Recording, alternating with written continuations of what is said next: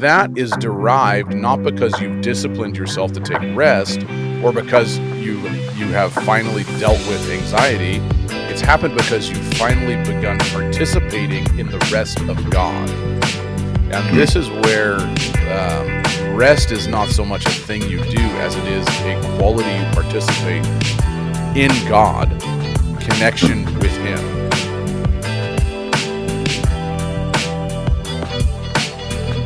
Hey, everybody, and welcome to another episode on the Wind Ministries podcast.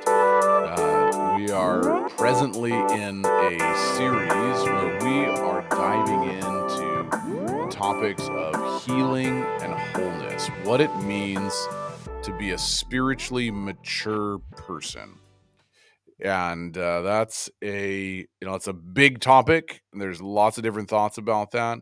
What it means to recover ourselves. We're calling this the Spiritual Maturity Series. And I'm joined right now with the man, the myth, the legend, who many of you know because his voice sounds very much like mine, Dad Hoffert. Good morning. Good morning, Dad. It's good to be with you. Yes. Yeah. Good to be with you as well. There was a group I was participating in a long time ago. This would have been 15, 20 years ago. And my dad would call to, he needed to have a conversation with me or whatever. And he would ask, is Josh around? And people would think that I was playing a joke on them by calling the house and asking for myself because they would say that, oh, your dad's voice, it sounds so much like yours. So, yeah, that was, there was a time in my life where that really angered me because I didn't want to be like my dad. Well, it's a good thing we're talking about maturity then. Exactly. Well, I got better, that's part of the reason why both of us like talking about these things, because we got better. Yeah. And continue to do so. And, we're, Lord willing, we continue to do so. There was a season of life, to use a really Christian term. It was a season of life where I would ask the Father this question in prayer all the time. God, what do you say about me today? Yeah, not my Father, I mean the Father, right? God, what do you say about me today? And there was a period of time where the phrase that I would hear returned to me was, "You are Josh, son of Ken." And that would drive me crazy. Like, it's got to be better than that, right? I'm why can't I be Josh, your warrior that will conquer everything, Yeah. Why is it Josh, son of Ken? Like, that's so boring. I don't want to be my dad's son. I want to be my own person. Right. I remember how much it would drive me crazy, This had been 20 or so years ago. And and it dawned on me over time that what the Lord was doing was challenging me to be content with the person I was, the family I was from, and the man that He'd created me to be. If I couldn't be Josh, son of Ken, how could I be anything else? True. Right. True. And so, I jest about the anger and all the frustration with my own father, but he's right here. So, I also have to be honest about it. And unoffended. And unoffended. That's right. Yeah. That's because he's spiritually mature. Or on okay, it. So let's talk about that statement for just a second. Yeah. Go for it. Yeah. Because we say spiritually mature. Yeah. But the reality is maturity needs to be whole life maturity. That's right. It's a holistic thing. I mean, we talk about it being spiritual maturity because we're looking at at life as it flows from the Spirit and then interacts with our inside stuff, our spirit. Yeah. But the reality is it's whole person maturity. That's right. It's the actions, not the act of, because it's not a singular act, but it's the process of becoming, well, Jesus said, "Perfect," Yeah. and we probably should talk about what that he means by that in Matthew Matthew chapter 5, 5. Yeah. where he says, "Be perfect as your heavenly Father is perfect," That's right. because that bothers people, It does. Yeah. It and does. yet it shouldn't. It should be an encouraging statement, but instead it's an overwhelmingly it feels like a judgmental negative statement, something, That's well, right. you could never be that, and yet he said be that, so there Or must be or something to it. or people would read it and go, "Well, he said that because now all have, under Yes, this guys, all have right, fallen short of the glory of God, and so he told us to be perfect, but we can never be perfect, and thus we need grace." And and there and if we have and that grace, then his perfection becomes my perfection, yes. and we go through this whole process, but that's Uh, not at all what he said. no, because then in that schema, Yeah, Murray and I have actually been talking about this on the Voices from the Desert podcast. So, side note to that, anybody that's listening to this, go check out our other podcast with our good friend Murray Dewick, Voices from the Desert. We've been talking about these kind of things too. Is you have a schema that is essentially based around, when it comes to redemption and growth, that's based around escaping wrath. yes, And when you have a schema that's based around escaping wrath, all what you're stuck with is growth by negativity, because we need to remove everything that would cause wrath to happen. yes, And so then I don't actually know what to do.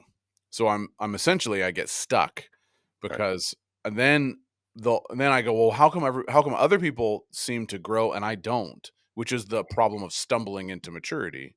right, And then, throughout the whole series we're going to talk about, well, there's certain things that set the stage in terms of brain development, in terms of childhood development, and all of this, that actually make it easier for people to stumble into maturity, right. and they truly do stumble into maturity. So, is it possible to stumble into maturity? The answer is technically yes, you can stumble into Well, maturity. it's possible to stumble into portions of maturity. There you go. Yeah, and that's usually because you were lucky earlier in your life, Right, right? But based on the card of hands that was dealt to you.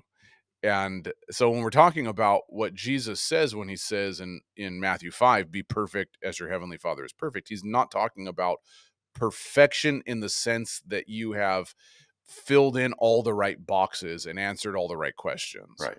That's not what the word perfection even means right there in the No, in it the does not. in the Greek. And just for the record, by the way, the man who is sitting across from me digitally anyway, in terms of the other audio voice on this, my father, has a degree in classical languages, and Yeah, at one point was pretty fluent with both Greek and Latin, I think. Is that correct? pretty fluent, yep. Yeah. So I I'm I a little rusty, remember but that there were I'm moments. getting back. I'm getting back. Okay, well, I remember there were moments in church where the pastor would stop this happened once or twice, and ask, "Hey Ken, is that how you say that word?" Because you'd have your Greek Bible right there. You were I following would have along my in Greek Greek. Bible, okay, Yeah. which, I mean, at some point, you kinda So feel like you pretentious. yeah, it feels, people if you've studied through the language, it's really helpful to be able to take that and read through it constantly because it keeps you fresh, Keeps Yeah, yeah, but that's other right. people find that to be a little bit, um I'm just saying, if yeah. anybody thinks I'm pretentious, there's a direct It was correlation to never where it came intended to be from. pretentious, but it Where did come across this Yes, way, yeah. maybe I took it and I made myself pretentious based on your, It's possible. yeah, it's possible, yeah. So So the but it is from the Greek word teleos, which means complete. Yes, which is a way different implication Yes, than perfect, right. right? And so we should probably talk today, if not right this moment, but we'll get back to talking about what is it, in what way is God complete? The Sure. Father in heaven. How is the Father in heaven complete? And in what way would a human being be complete like that? Yeah, no, that's You well, know, and this is coming out of this Sermon on the Mount teaching, which we talked about last week which too. is a master teaching of Jesus, and it's probably something he taught multiple times. Right. Matthew in chapter 5 and 6, brings this, puts it all together. Yeah.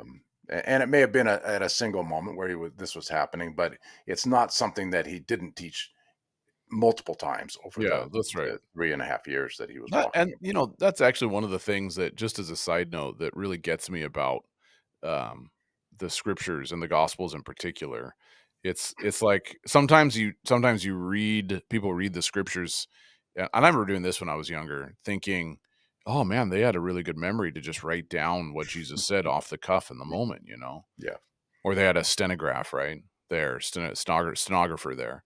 And, well, no, that Jesus repeated these things continually and constantly. And so you have a rendition of the Sermon on the Mount in Luke, but it's slightly different because Jesus was constantly talking through the principles. So Matthew pulls it all together into one. And again, we said this last week that Matthew, what he's essentially laying out in Matthew 5, 6, and 7 is this is what it means for a human being to participate and be part of God's good kingdom. right. These are some when you look at someone, this is the kind of person that you would find in the kingdom of God. This is what new creation people look like. Exactly, Yeah, exactly. And they don't look perfect, they look complete, which right. or another way of saying that, they look whole, Yes, right? And you could probably and say, not whole in and of themselves. yeah, Whole. The interesting thing about wholeness or completeness is it requires others. yeah, that's very true. I think, Even the Trinity requires multiplicity. yeah, you know, I just have this thought. There's a lot of language right now, or not even just right now. There's just people talk about this. I just notice it, um, in the spiritual formation crowd, which is, in one sense, we're part of that crowd. Mhm. And there's this idea that we need to be taking a Sabbath, right? Right. Mhm. And this is one Yep. of the disciplines that, we look at Foster and Willard and then some of the contemporary guys. And it's a good discipline. It's not a bad discipline. Mm. The idea, and then I've heard the quote a number of times that the Sabbath is, well, the Desert Fathers and the Christian contemplatives and the mystics. Not, I mean, the Desert Fathers don't talk about taking a Sabbath rest. It's just not a thing. You can't find it, and but the idea is we need to take a rest from our busyness to enjoy God and set a day aside to do that. And it's not a bad discipline. By no means am I saying it's a bad discipline. I'm just trying to lay the groundwork for something. In and the we look at things like, the author of Hebrews talks about there being a rest that's for the people of God entering into that rest. There's Psalm 46:10, cease striving and know that I am God, right? Come into this place of rest. Um, the idea is not so much when it comes to, the spiritual life and spiritual maturity, because I'll say this: one aspect of being complete, as your heavenly Father is complete, is to be in a place of rest, and True. that's one aspect of it. Right. And the idea isn't so much, and I think when the Sabbath as a discipline where we rest from our work and we take a break on the sixth day and we look at that and we go all the way back to the creation narrative and go, well, God took a break, so we need to take a break, right? That's kind of Right. sometimes the logic behind it. Is the thing is, when God rested, he never stopped resting. So when it said, never, the Bible never says, well, now he came out of rest, right? On the seventh day, he rested and he never stopped resting. And now he invites people to participate in his rest. So coming to a place of rest in terms of being complete as God is complete isn't a matter of not doing anything anymore, but it's a matter of being totally content in who you are and why you are and being restful in and of yourself. And that's And where actually you are. and where you are. And that is derived not because you've disciplined yourself to take rest or because you have finally dealt with anxiety. It's happened because you've finally begun participating in the rest of God. And this is where rest is not so much a thing you do as it is a quality you participate in God, connection with Him. And so now we're restful, not because okay, I've gone and laid on my bed, but because I'm actually connected with Him. I've found my wholeness in Him. I'm in a lifestyle where I'm engaged with Him, and I'm around people that are engaged with Him, and I'm at rest because of that, not because I've actually practiced rest. And that's where I find that the conversation around rest as a discipline, Mm. in the sense of a Sabbath, can actually um, have people misunderstand. Well, now I'm busy and now I need to rest. I'm busy and I need to rest. I'm busy and I need to rest. Right. Right. Yeah. Actually, what Rather than, we yeah, need to exactly. To live in rest, living. I not live in rest because I'm with right. Him. Right. Yeah. So let's step backwards then from this idea of what it of being at rest to Yeah. talk a little bit about, can you stumble into maturity? Right. Because if you let's first define maturity again, Yep. um, because maturity is, if we use the kind of if we use that nice blend that a lot of the brain science guys, especially Jim Wilder and others, have been putting Hmm. together about what maturity looks like. It's maturity is the successful completion of a stage of growth from brain science perspective. So the brain goes through a Right. process of addressing things through a particular time frame, and then the brain shifts, and there are things that need to be accomplished within that time frame, within that era for the brain and for the Yeah. human, so Yeah. that that that shift that happens um, can get you into the next phase that you need. So you start off as an infant, and what's required of an infant: learning to receive, learning Right. to be loved, Right. and to learning to have joy and return from joy. But it's there's not a lot required of an infant, but there are some things that Right. an infant needs to get, and Yeah. um, and then And needs help getting those things. it needs help Like, getting them, and yeah. and in a healthy environment they do. But then we're talking about people that are struggling with maturity, who may not have had that healthy environment, and there's Right. Exactly. so there's kind of where we run into issues. Some people could stumble into maturity Yeah. primarily because they grew up in a fashion that they got many of the things they needed from each Yeah. stage of growth for the human being, so Right. that they have a substantial base of stability within their lives That's right. that's been handed to them because of good parenting and good family relationships, etc. Right. That they can then move on easily, and they don't even most people who have that don't know they have that. No, and They're then just living. when other people don't have it, they can't even comprehend why those people would struggle. Exactly. And it's true. And I Well, was just so, stop for doing that. example, Like, I was in a group the other night, and a couple that I love dearly, um, and you can tell that one of the parties grew up in something pretty healthy, and the other party grew up in something dysfunctional. And one doesn't always understand the other because of that. right. Why do you struggle with this? Well, why don't you struggle with this, sort of a thing? Right. And Right. and um, and it's good when we begin to see that, because we can see what someone who has stability, um, that they have it, and we start to learn from them. We watch them, and it helps Well, us to move through stages because we're watching other yeah. people. I mean, Here, I grew up fairly in a fairly dysfunctional family, right. um, but I got into a church that was pretty good Right. initially, and I was able to watch a lot of practices that helped me establish things internally. Now, not everything got resolved, but a lot of things did because of a community that I was actually in, Right. where I could Right. watch people who had healthy ways. I didn't, and now I can say all these things now as I look back on it, but at Right. that time I wasn't thinking that. I Right. was just um, being discipled sideways in a sense. Right. I didn't know it; they didn't know it, but it was happening because I was in the atmosphere.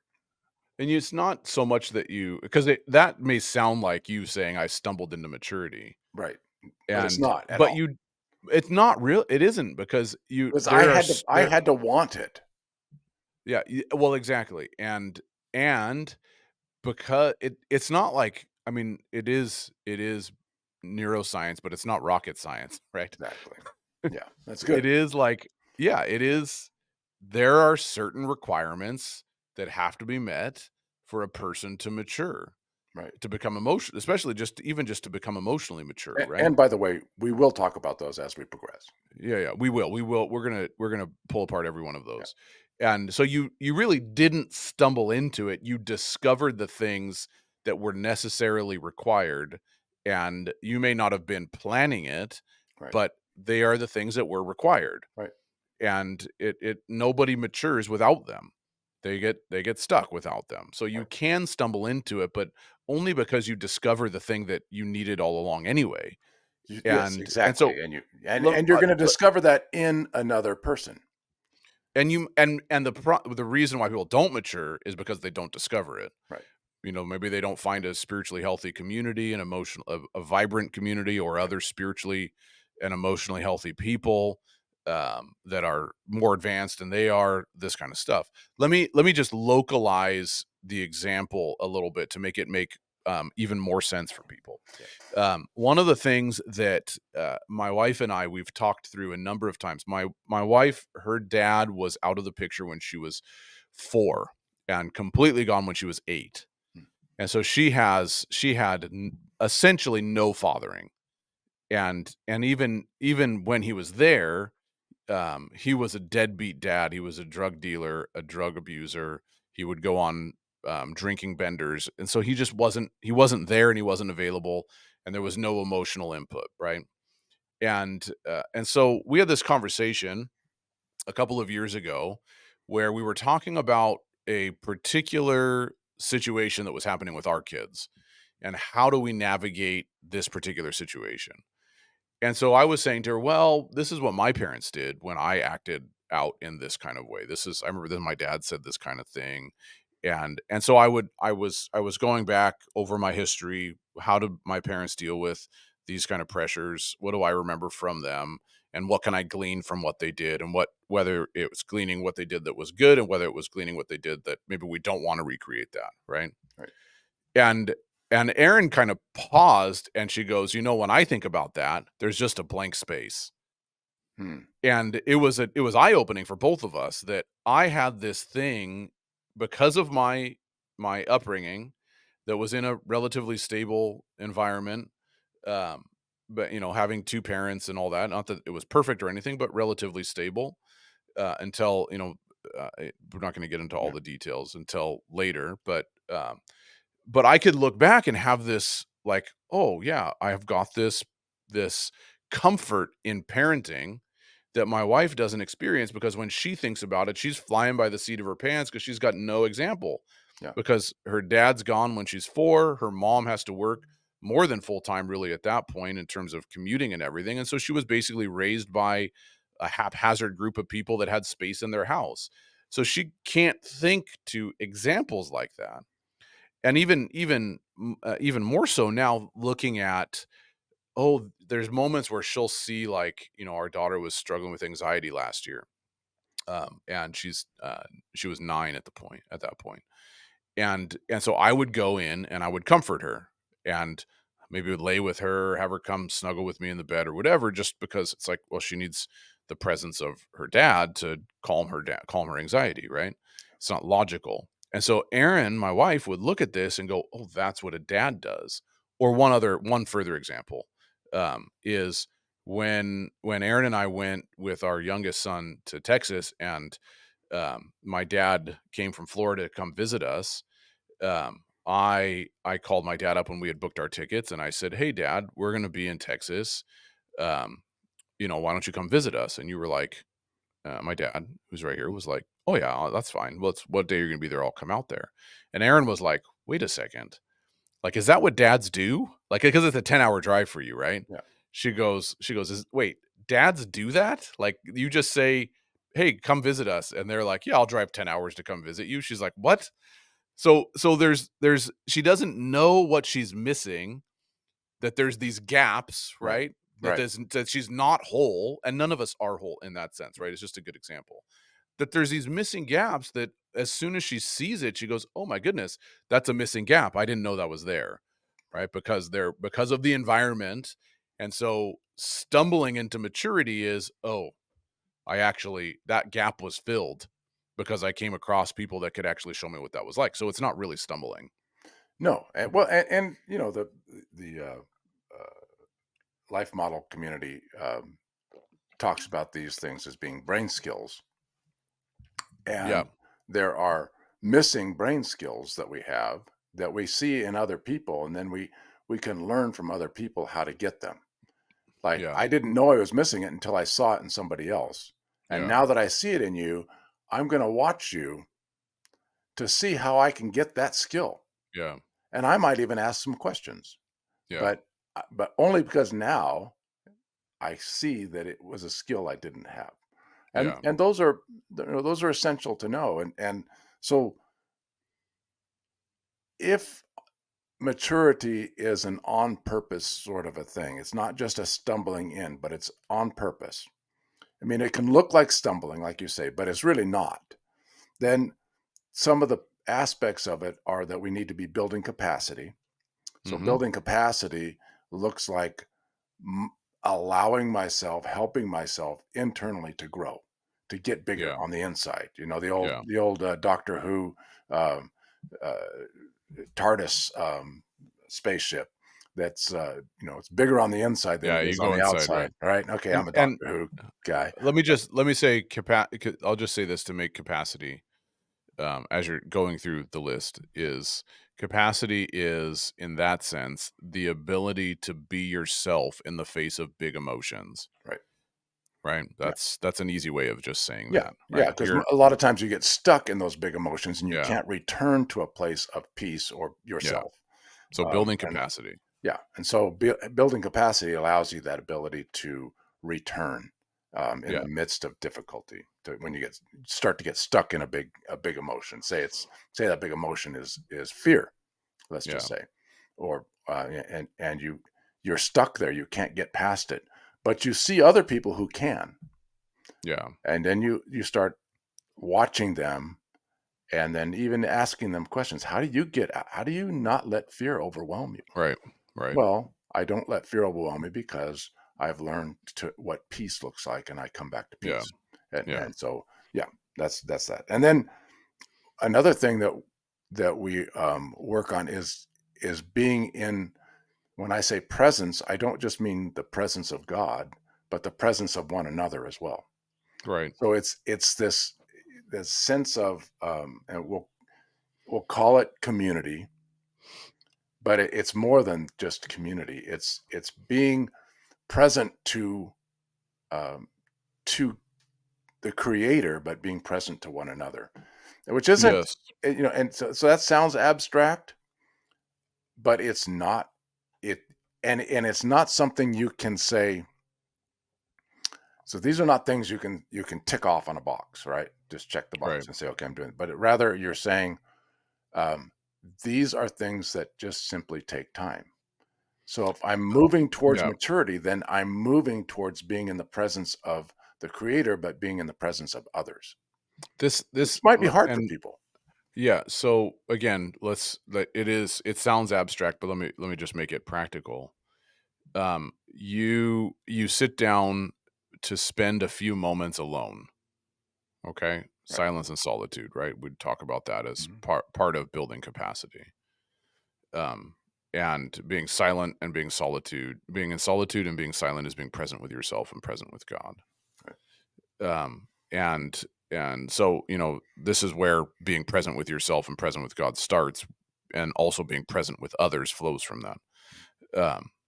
Then it's very easy in that place of silence and solitude to get task oriented and think about the rest of your day. Well, you're no longer Right. present. Right. You're living in the future, right? Right. Or it's very easy to go back over your previous day and think about all the things you might have done differently, or the thing that hurt you, or the thing you didn't like, or whatever. And so you're living in the past. Or you think about the TV show you've been watching, right? You're not in the present. You're either in the past with yourself at the TV show, or you're in the future with yourself and all the things that you're going to do. And this is why the contemplative rhythms in church history, like one called the prayer of examine, help you to be present with yourself, because they get you through that. The prayer examining begins with, let me examine what happened yesterday. Let me examine what happened last night, so that I can get all that out of the way, Right. right? I'm no longer thinking, and I'm no longer living in the So that I past or can be living in the here future. right And now. then those can be even bigger things, right? Where we can be anxious about the future because of a big meeting that's going to happen, or, Right. maybe, someone's struggling with singleness, right? Right. And, well, I can't wait to be married. And so I'm living actually years in the future rather than just being present with myself. And so that can be, that can happen on the micro level in terms of, right, a task Mm. oriented checklist, or it can happen on the macro level in terms of, well, I'm not in the relationship that I want to be in, right?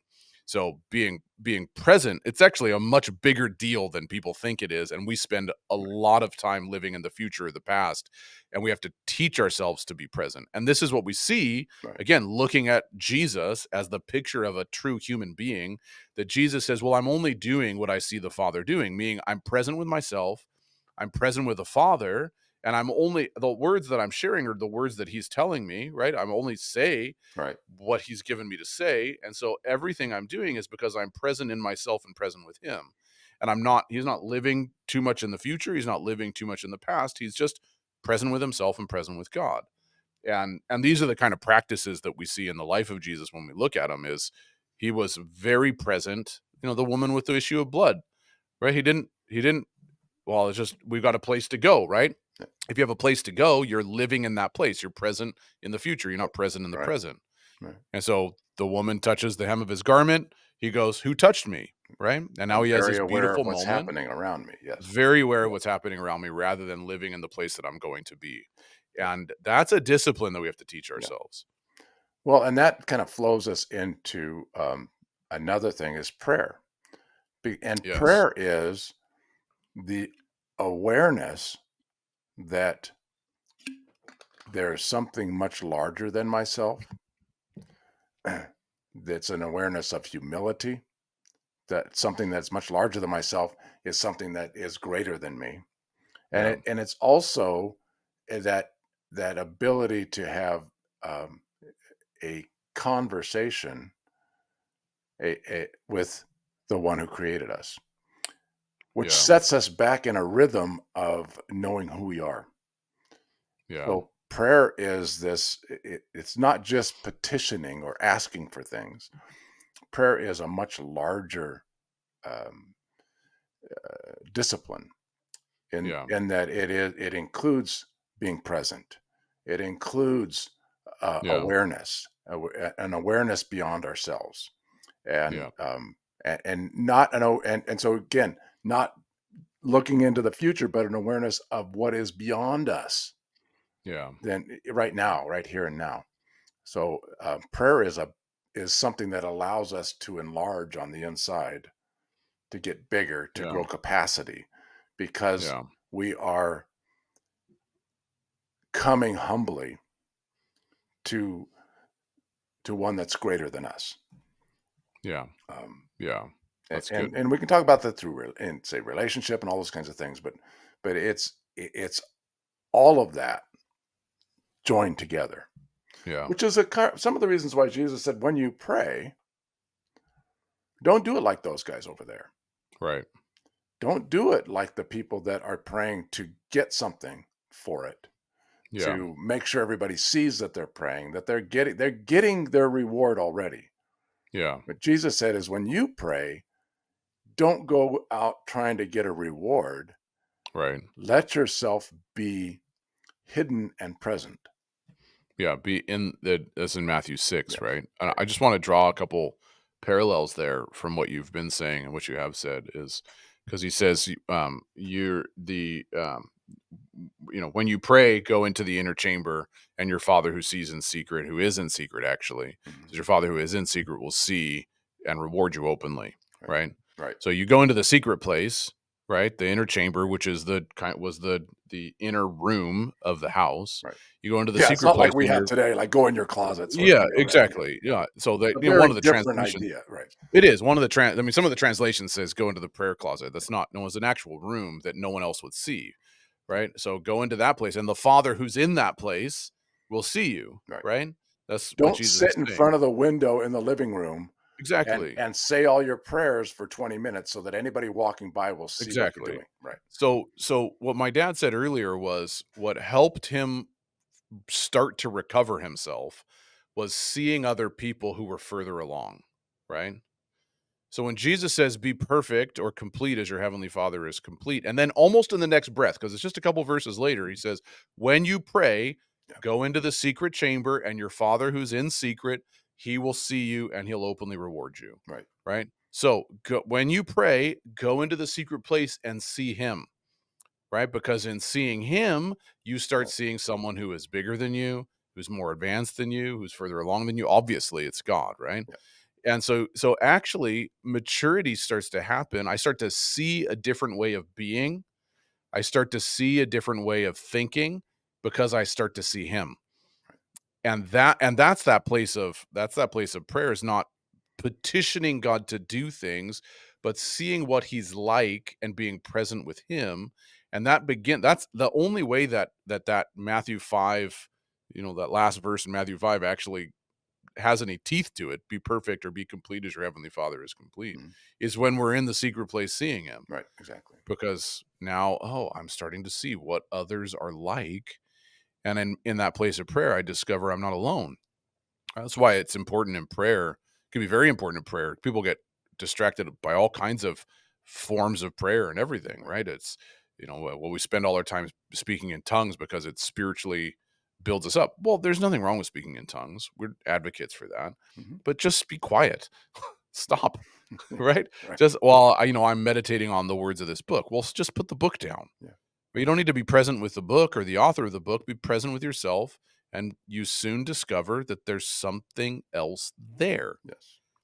And that's vitally important to, quote unquote, stumbling into maturity, because you're not stumbling into maturity. You're beginning to see a different way of being. Well, and when people begin that process, it can be very uncomfortable because Oh, they're not used to 100%. being um, with themselves. Yeah. Which kind of leads me into the next thought I was thinking is Yep. that another kind of a being on purpose for maturity is that we begin to develop an inner wholeness Yeah. that that so you may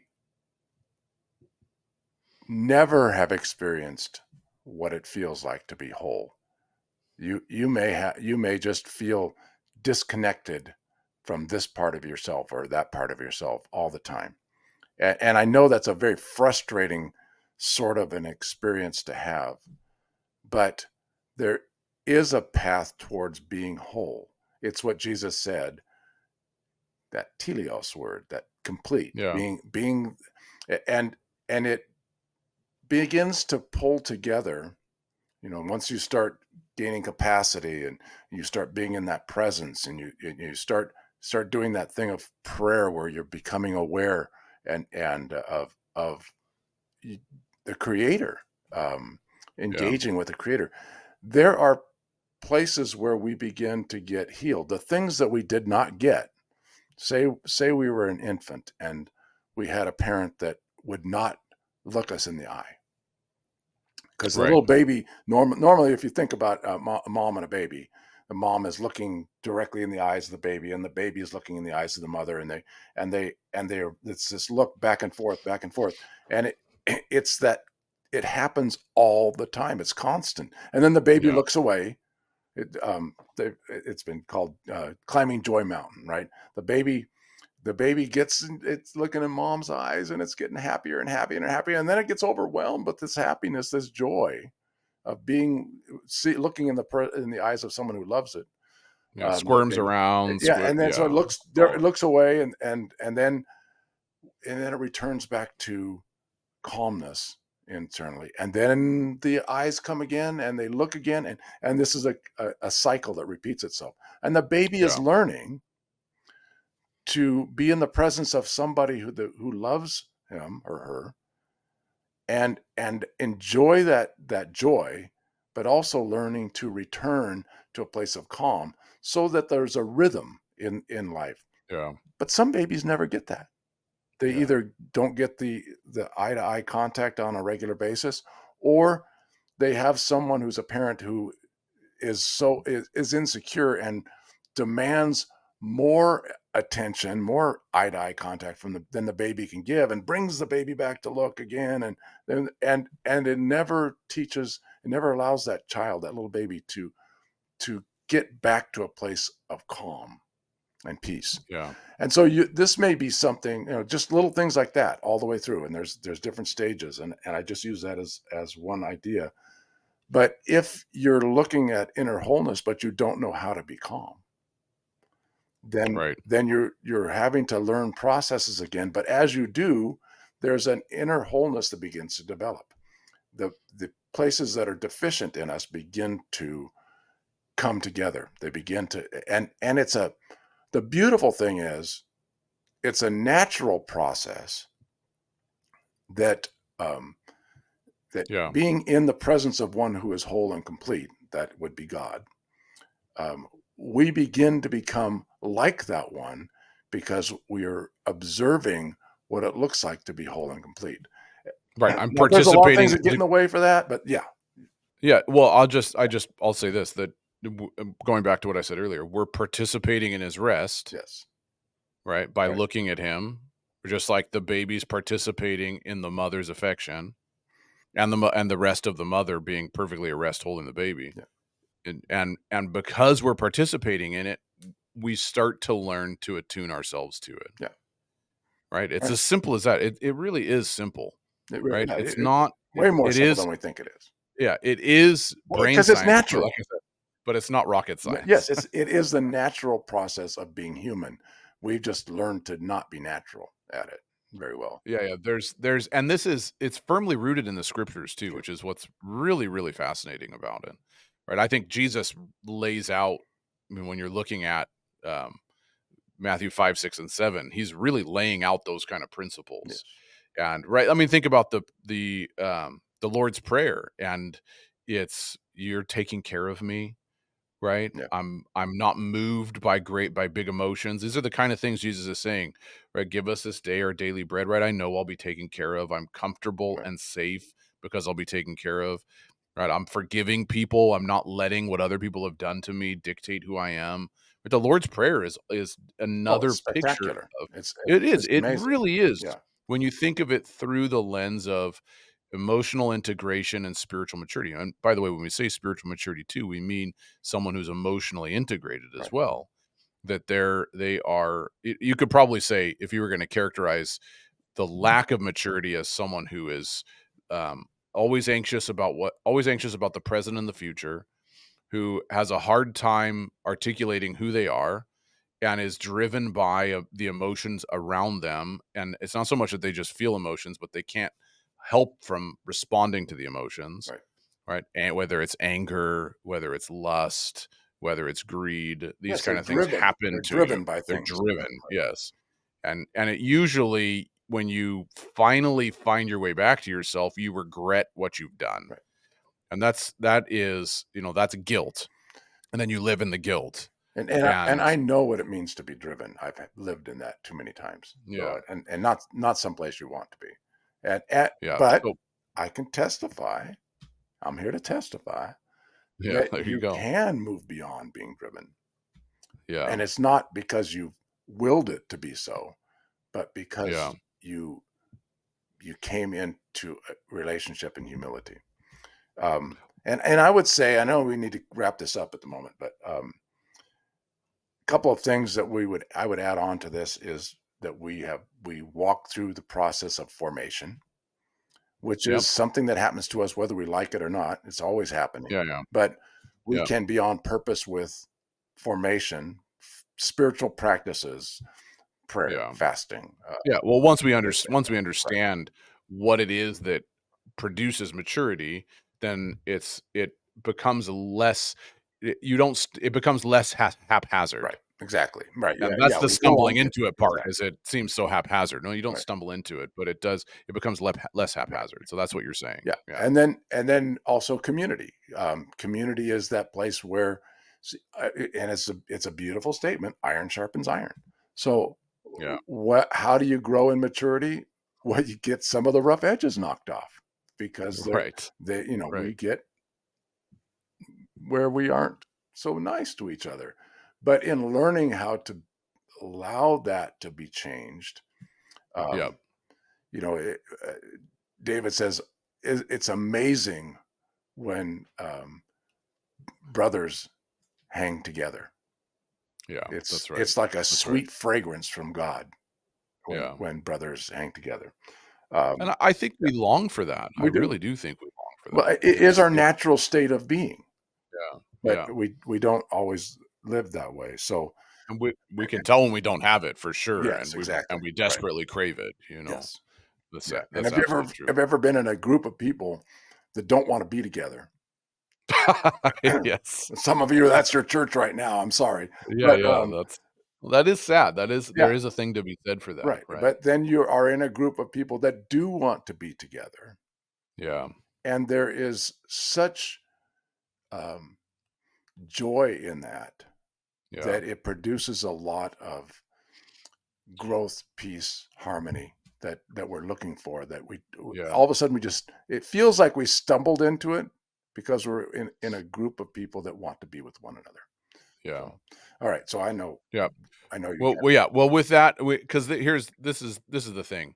We're just scratching the Oh surface boy, are we? of all the things that I can tell just as we're talking. I'm like, oh well, we could talk about that and that and that, and on some level, you have to call it a day. Yes. Um, and so we have lots planned going forward. I mean, we're going to talk about the big six emotions. That might take a couple of episodes. What's the experience of the big six and how do we recover from those? Um, and we're going to talk about the centers of the brain, the ages and the eras of maturity. And if you miss those eras, how do you recapture those eras? Yeah. All this, I mean, we've got lots to dive into. And so, you guys who are enjoying the conversations so far, just stay tuned because we're just going to keep going, and we're both firmly convinced that it's a thing. This kind of information is a thing that people need Yeah. because we're sorely lacking maturity in the body of Christ, but just as in humanity in general, Yeah. right? In general. Yeah. Yeah, Yeah. in I mean, general, you just look. but especially, I mean, especially in the body of I think Christ, in politics, I think there's no maturity left. no, no, I think the least mature people rule nowadays. And Eh, but there's another thing to be said for that, it's a whole nother topic we could go on. People stuck in infant stage or in toddler stage of maturity demand attention, yeah. and when they're adults, people don't realize that they're stuck in toddler Right. maturity. They demand attention, they demand you anyway. Yes. Right. It's Yeah. it's It's a a whole it's a thing. thing, Yeah. right? Exactly. We got a lot of people in leadership that haven't made it out of the toddler stage, In and all kinds of different in areas. all Right. kinds of Yeah. that's right. And so that's one of the reasons why we have come together to do this, Yeah. is to put some stuff out there that would help grow us up just a little bit. Yep. And I think that's on the Lord's heart. I think the maturation of leaders and of people is on the Lord's heart. It always has been. Yeah. So as always, Dad, fascinating. Love having these conversations with you. Fun having with And you. yeah, everybody, until next week, we will talk to you later. See you. Bye. Bye.